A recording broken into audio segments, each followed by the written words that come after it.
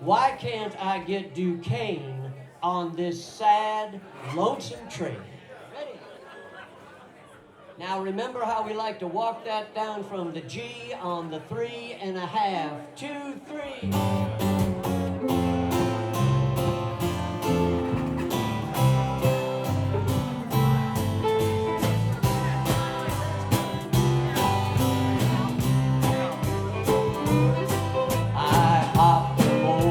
Train in downtown Pittsburgh, bound to see my oldest boy out west. Stumbling down the aisle came a stranger, a heavy burden heaving in his chest.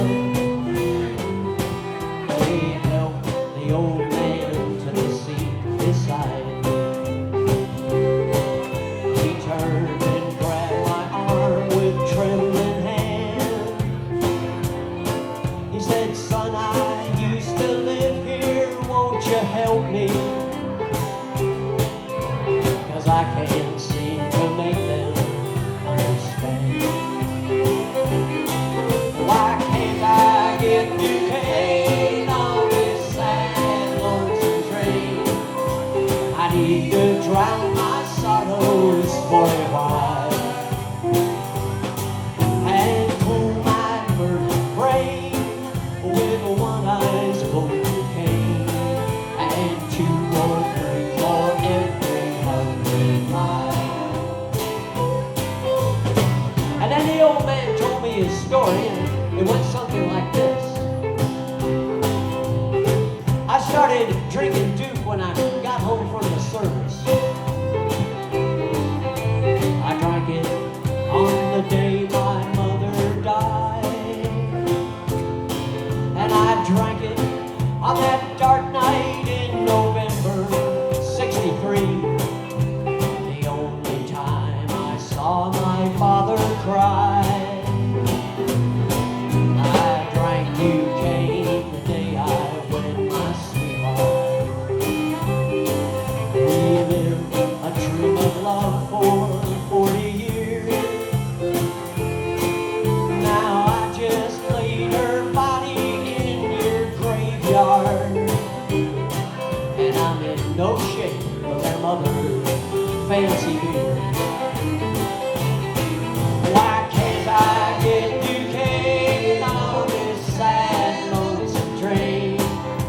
I need to drown my sorrows for a while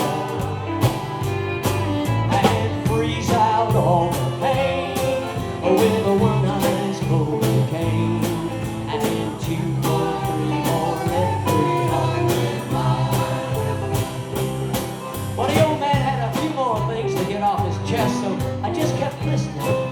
And he said, I got a job in Grand Forks, North Dakota. We made a life together on the plains. I ain't been back here since 1967, and you know, it looks different now, but it still feels the same. They used to call that stuff the Prince of Pilsner. My princess is now gone, though I remain. Mister, won't you please don't ask the porter to try one more time to find me some Duquesne. Why can't I get Duquesne on this sad and lonesome train? I need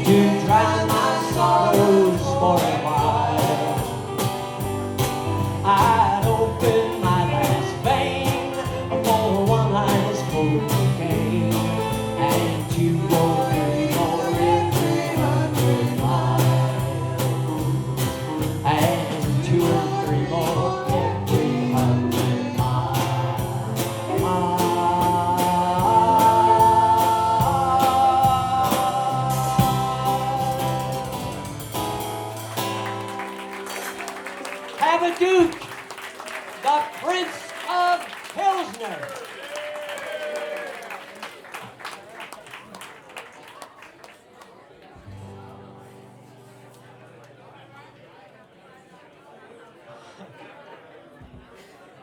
Kathy! Never mind, she's ignoring me. All right, well, and then 6 years went by, and in July of 2017, we sold out the Get Hip warehouse on the north side and released This Is Slim Forsyth. And I was proud to be on the Get Hip label.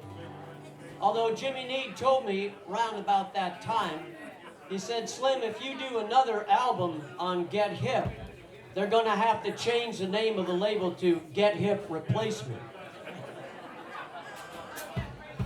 Anyway, that was a very different record. We have some for sale here tonight.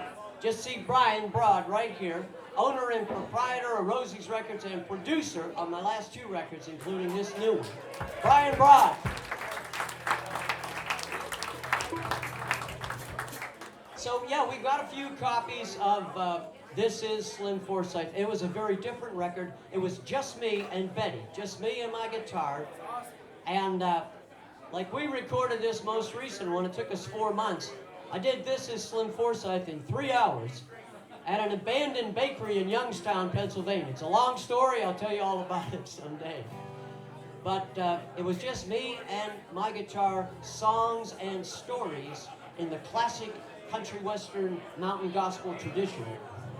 And it's a beautiful thing. We're gonna do one song from that record.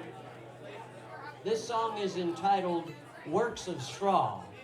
But since we've got the full band, we're giving it kind of a Tennessee 3 treatment here, and we hope you enjoy it. Works of Straw.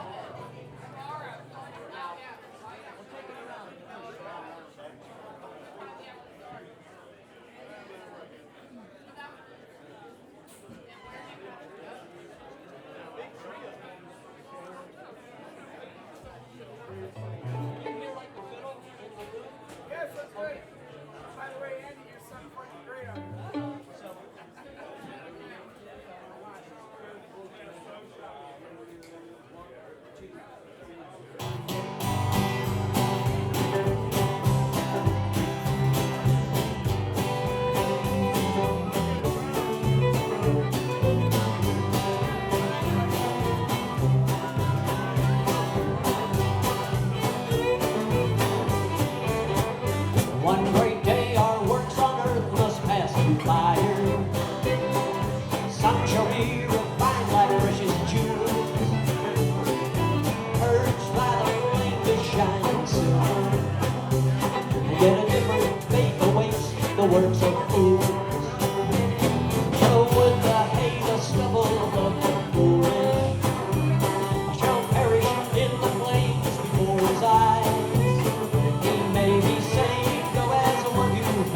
fire and take nothing but his name to paradise.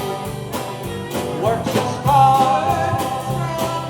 pass before my eyes like burning sand. Works of straw blowing like ashes through my hand. Will anything remain? Will my life's work be in vain when God burns away these works of straw?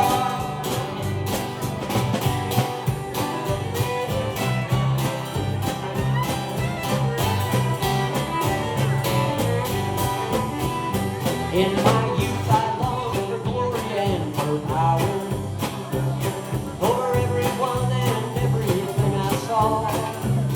In pride and hate I laid a weak foundation, and of money filled my empire of straw. As years go by my clever mind and conversation have lost their power to hide my darkest fear. One day these works of straw will turn to ashes. Wasted hours, wasted days, wasted years.